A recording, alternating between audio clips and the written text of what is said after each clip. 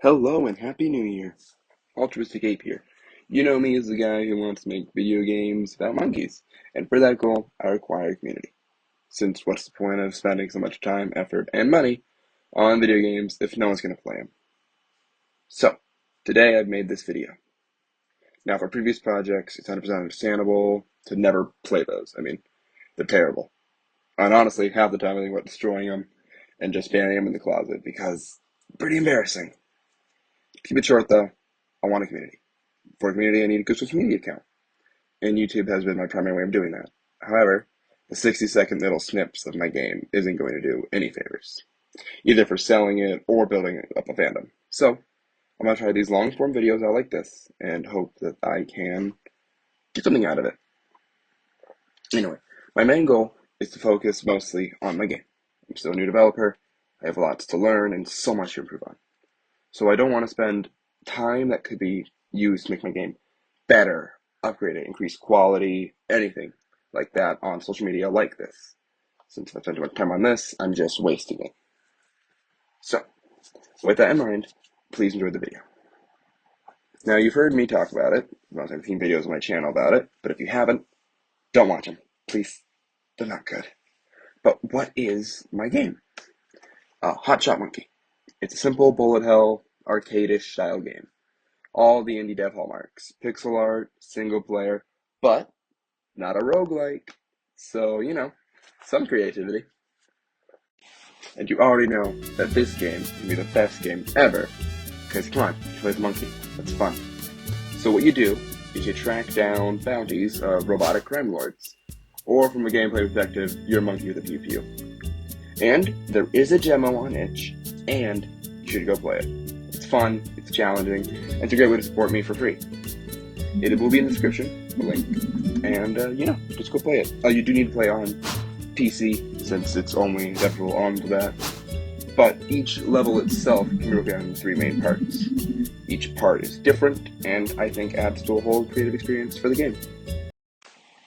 Now, you're probably asking, hey, what's the first part?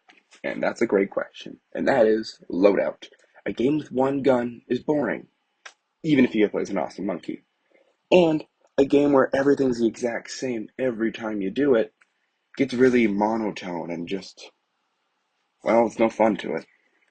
So, in this game, you have 3 or 4 guns to choose from. The first gun is the classical revolver. Nothing beats the good old-fashioned 6-iron. 6 bullets, medium distance, medium damage. It's not your best, it's not the worst, it's that well-rounded for new players to just experience something that's classic, easy to enjoy, and you've seen it in 1,000 games. Second gun is the shotgun. Shoots a wide spread of bullets, pretty low distance, you gotta get up close, so it's a bit dangerous to use, but that danger is rewarded with a lot of high damage if all those pellets do hit. If all pellets hit, it's the highest damaging gun in the game. So it rewards that risk of having to get close with a high amount of damage. However, with the short range of it, it does suffer compared to other guns. The third technical gun is the marksman musket. Slow to reload, fast to fire. Longest range, it's a musket, makes sense to have that. And pretty solid damage. You're going to do more damage with one bullet than the other compared. So the trade-off is, takes a while to reload, but you can keep your distance, which is really nice.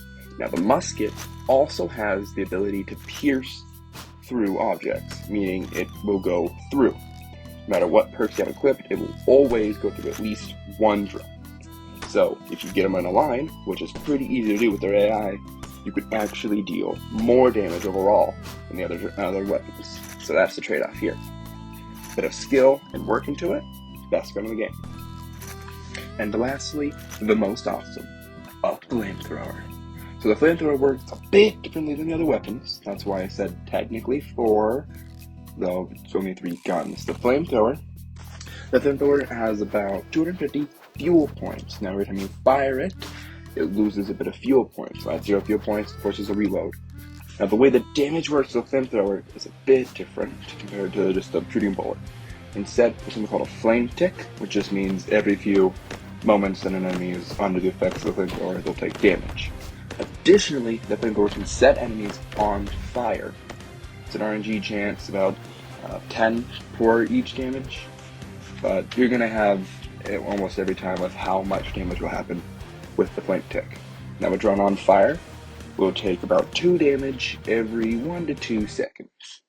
This lasts for about 3 to 4 seconds, so it's not really going to kill anybody, but it is going to add extra damage, which just makes the weapon better. The downside is it takes a perk point, so you're technically going in with less different options available to you. Now, what is a perk point? Perk points or upgrades. Really fun, great way to increase creativity and just change how each loadout works. You can have 3 equipped at a time. Each one is wildly different from each other. They each serve a different role or function, and they each just change the way you're going to approach problems in the game. I do plan to go into length of what each one does, certain combinations I enjoy, things like that in a later date, but for this video, you just need to know they exist, they're fun, pretty powerful, and they change the way things will function in the game. Be it dashing, how bullets behave, or just randomly messing with other things. Maybe healing you, reviving you, or just things like that. Pretty fun, pretty simple, pretty interesting to mess around with. So, give it a try. The demo does have a few of them available. They're all pretty fun. Now, the second part is the arena. Because what fun is fighting somebody if every time you have to go for a boss, you have to redo the exact same situation? It gets so mundane and boring. So instead, I've created this arena. Now, you start in a little safe zone, no enemies, no nothing. So, when you're finally ready to move on, you simply step through this doorway or this patch of grass here, and the battle starts. So the way the battle works is it's waves. The first wave, some drones, beat them all. Second wave starts, then third wave. Each wave layout's a bit different, new drones, different spawn location. Just have some fun, beat them up. Get your muscles warmed up and your eyes ready to dodge bullets. Now, each level does have a unique drone. These drones behave differently than every other drone. They have a special attack. This attack usually is what the boss will use as their signature. So it kind of gets you all warmed up on what the boss is going to do, how the boss's main attack works and functions. So, like this guy here is going to clap, shake the screen, summon an earth pillar. Boss will also shake the screen and summon an earth pillar. This gets you trained to dodge those moves so you don't feel like you're getting screwed over in the actual boss fight itself. After all, better to lose here at the start than all the way at the end, since no matter where you lose at, you do have to re-go through all of it again. And to help with having to go through it again, after you beat a wave and complete it all, you have 3 to 2 branching pathways. Like here, you can either go left, forward, or to the right. Each one leads to a different arena style, with different layouts, different drones, different wave mounts. So there's a bunch of combinations here, each one's different. Some are easier, some are harder. Some have healing items in them, some don't. So it's up to you to find the best route for you. Be that the easiest route, the fastest route, or an in-between, just because you want to be chaotic. And if you want, you can beat every single wave. You can always go back and through them all. Why you would do this? I don't know. There's no reason to. But, people are crazy, so they'll do what they wish. So yeah, that's the arena part. I think this helps to add more fun to them. Each one takes a long time to set up too, which means it takes me a while. Should hopefully be fun for you guys with a bunch of different options. I'm looking for feedback on this, along with everything else I've shown off. So yeah, try out the demo. It is on itch. And yeah, I'm going to keep saying that because you really should go try it out. Finally, the boss fight. What good is a game without a boss fight? Great question. Well, what good is a boss fight unless it's well designed? Like, the largest thorn for me has always been bosses. Either I don't design them well enough to foretell, and it feels like you're getting scammed with their attacks. Either they're too random, so they'll just spam their most powerful attack like 5 times and you lose, or they use like their weakest attack possible, and you just feel like you're just walking in a park. There's no fun, there's no in between. Obviously, games need randomization, but it feels so randomized that you're either just win or lose. There's no real fun. So, after countless remakes and countless hours, I finally have decent bosses, I'd say. Bosses that are fun, challenging, and that can't always be defeated. The way they work is a bit complex, but just here's how we'll use an example. Dynamite Dan. He's been in the game for a long time. He's been changed a bunch, be that art or code. Personally, I think every time I remake him, he gets better and better.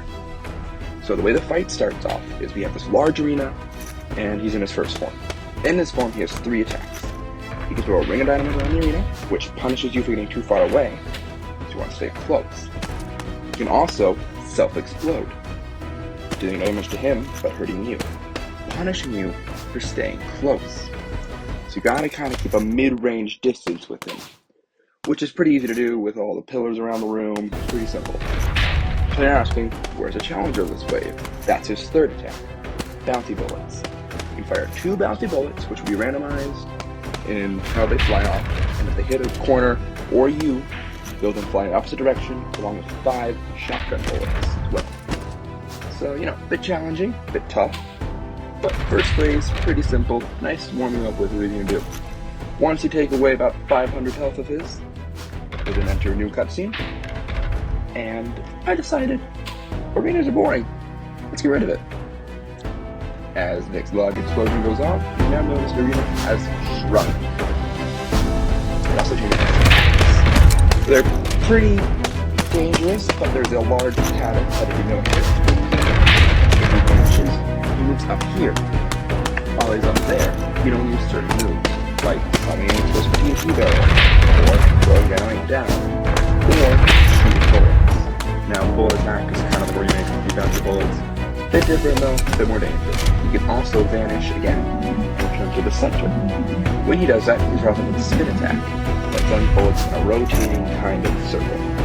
Easier to dodge, but when a lot of bullets around the screen, harder to focus on that. Down here, you can redo the dynamite ring or the 7th ring.